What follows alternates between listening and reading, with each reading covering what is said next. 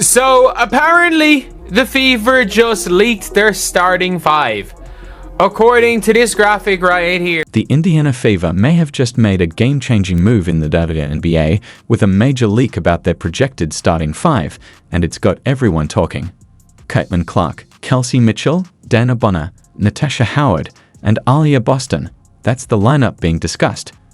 We're talking 5 All-Stars here, including the last 2 Rookie of the Year winners, plus 3 players on max contracts, all set to play together. And this is just the beginning. Stick with us as we break down the different lineup combinations the Fever could use and why every other team should be paying close attention. This team doesn't just have 5 stars, they have 9 players who could start depending on the matchup. Later, Stephanie White will share insights into the type of offense she plans to run to make the most of all this talent. This is apparently what it's going to be. Caitlin Clark at the 1, Kelsey Mitchell at the 2, DeWanna Bonner at the 3, Natasha Howard at the 4, and Aaliyah Boston at the 5. Obviously. So, what does this powerhouse lineup mean for the rest of the WNBA? And how will team chemistry develop when you've got so much talent packed into one locker room? Believe it or not, the real headline might actually be Sophie Cunningham's surprising reaction to her new role, a sign that this team might finally have unlocked the formula for a championship. But first, let's break down what makes this particular starting 5 so special. In order for the Fever to achieve the goals that they have in front of them, everyone is going to need to buy into their role, and it's up to Stephanie White to put the best lineups out there, the best lineup combinations, and all of that. I took a stab at projecting what the starting 5 will be, and it's, not a huge leap, but obviously Caitlin Clark's going to be the point. It all begins with Caitlin Clark, the generational talent whose vision and limitless shooting range are already transforming the way the game is played. She has the ability to see passing lanes before they even open, and opponents are already saying she must be guarded the moment she steps onto the court. And you talk about players that change the game when they're on the court, whether they're touching the ball or not, you have to guard her when she steps into the gym. And so I don't think we've seen anything like that in women's basketball. I've played against a number of great shooters. Yes. Somebody that when they walk in the gym, you have to guard them. And I think the way the game is played has allowed her to showcase that skill, to be able to take that shot. That shot's being a good shot. It speaks to where basketball is right now. We have Dana Bonner, bringing valuable championship experience and a formidable presence at 6'4". Her size alone makes her a constant matchup nightmare, both offensively and defensively, giving the team an edge in every situation. Kelsey Mitchell, the shooting guard, the most potent backcourt in the WNBA. I think DeWanna Bonner will be the Swiss Army knife kind of player at the 3. This lineup operates like a well-orchestrated symphony, with every player complementing the others. The floor spacing will be a nightmare for opposing defenses. Try doubling Clark, and Mitchell will make you pay. Focus on the perimeter, and Boston will dominate inside. If you collapse on the inside, Clark, Mitchell, Howard, and Bonner can all hit threes. The combination of scoring, playmaking, and defense makes this starting 5 nearly... Howard fills that hole that they had at power forward, especially they were lacking somebody who could run the floor, catch, and finish. Aaliyah Boston is the center who doesn't hunt for shots but can be a key cog on both ends. And let's not forget the developing chemistry between Clark and Boston. These two have the potential to become the WNBA's most dangerous young duo.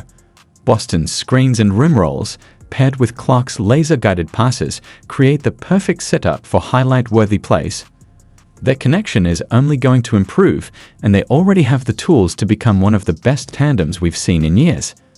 Don't just take my word for it. Stephanie White herself is already singing their praises, calling them a future all-time duo. To load up on Kelsey Mitchell last year because Caitlin Clark was there, and when Kelsey's able to get out in transition, she's so fast, and when she's able to take you one-on-one, there ain't much you can do. Together, this group of 5 brings over 80 points per game from last season.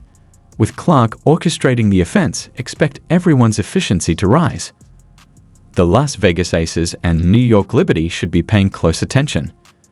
The Aces' smaller lineup may struggle against this team's inside presence, while the Liberty's defensive rotations will be tested trying to cover all 5 scoring threats. This isn't a plan for the future anymore. The Fever are focused on winning right. When you think about the great point guards and post players that our game, not just our league, but our game has seen, they are going to go down in history as the greatest. and I'm excited about the opportunity to work with them. I'm excited about the opportunity that we have to build from those starting points and build out, and for the longevity that those two could have in Indiana, in Indianapolis, and hanging banners in this. But don't overlook what could be Indiana's biggest X factors, Sophie Cunningham and Lexi Hull. Sophie's reaction to coming off the bench: pure class, no ego, no frustration, just excitement to support Clark and contribute however she can. That attitude isn't just rare in professional sports, it's nearly unheard of. Cunningham, the first player off the bench to provide lineup versatility and shooting. Either way, there are a lot of options. Think about it. How many times have we seen veterans struggle with accepting a bench role? Allen Iverson rejected it with Memphis and ultimately walked away from the game. Carmelo Anthony had a clash with the Rockets when his role didn't align with his expectations. In contrast, Cunningham's full buy-in could be the glue that holds this team's culture together. It's a sacrifice that could very well become the key to their success. So I saw Sophie Cunningham talk about how she is thrilled to join a supporting role next to Caitlin Clark and that she's playing on a stacked Fever squad. Championship caliber teams aren't built solely on talent, they thrive on players who fully embrace their roles. That's exactly what makes Sophie Cunningham so valuable to the Indiana Fever. Her selfless mindset reflects a major cultural shift in Indiana, where team success outweighs individual stats. This is the kind of attitude that head coach Stephanie White needs to mold this star-studded roster into a true title contender. Cunningham's ability to guard multiple positions, shoot from deep, and bring relentless energy off the bench gives the Fever an edge that most teams don't have. As the projected sixth woman, she brings a skill set that could easily earn her a starting role on other teams. But instead of chasing the spotlight, she's laser-focused on what helps the Fever win. This level of self-awareness and maturity is rare, and it's exactly what any team with championship aspirations needs. Sophie Cunningham, who I mentioned before, who I do think will be the first player off the bench because of all of the things she can bring to the team, where they can go small with her and spread the floor. I mean, you can go real small. You could play Howard at center and Cunningham at the 4, something like that. Really space the floor out and give teams a different look. She can play a traditional spot on the wing, of course. And she has a little bit more, I think they're listed at the same height, but she has a little bit more length and size, I believe, than Lexi Hull. And that's, another shooter out on. Lexi Hull brings even more firepower to the Fever's bench unit. She's a tenacious defender who applies full court pressure and never takes a play off. Need someone to shut down an opponent's top scorer? Hull's your answer. Looking for floor spacing? She quietly led the entire WNBA in three-point shooting percentage last season. Whether it's hitting a timely corner 3 or diving for a loose ball, Hull's contributions might not always be flashy, but they're absolutely crucial. And then there's Lexi Hull, who was relied upon a little bit too much a season ago. Lexi's a little undersized to guard some of the players that she had to guard and would get in foul trouble. And when she got in foul trouble, it was really debilitating for the team. Now I think she can bring that energy all the time and not have to worry about the foul trouble because of the lineup versatility that they have. For Lexi, the key is, can she continue to hit at the clip from 3 that she did the second half of last season? And she's got to get better at finishing around the cup. I mean, that's an area of... Then there's Brianna Turner, the unsung hero of Indiana's interior game. You won't see her dominating the scoreboard, but her ability to set hard screens and finish plays in traffic makes her the perfect complement to playmakers like Caitlin Clark. With so much attention focused on perimeter shooters, Turner becomes a key finisher in the paint, taking full advantage of the space that Clark's presence creates. Meanwhile, Lexi Hull and Brianna Turner form a defensive duo that keeps Indiana's energy high when the starters rest. Hull's hustle keeps the tempo fast while Turner anchors the defense, protecting the rim and cleaning up the glass.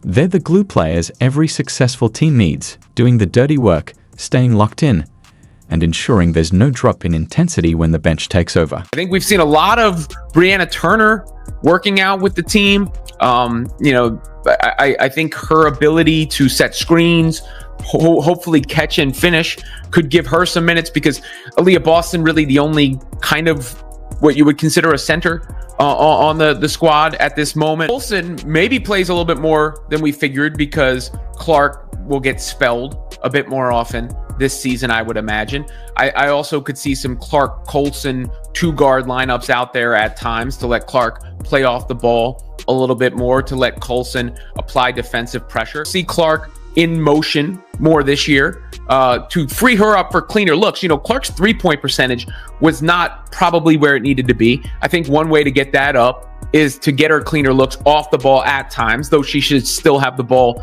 the lion's share of the time. What they really did do is add those rim runners around. I also want our players to use their instincts and to play free. You know, we want to make plays, not run plays, right? We want to have sets that give us certain spacing that we want, depending upon our rotations, who's on the floor, who we want to attack, what matchups we want to get to, how can we manipulate them. So we'll have certain play calls that just give us space to operate. And then whichever play we make, whichever pass we make determines, you know, one of 3 actions that our players can read from. And so really giving them the freedom to play within a system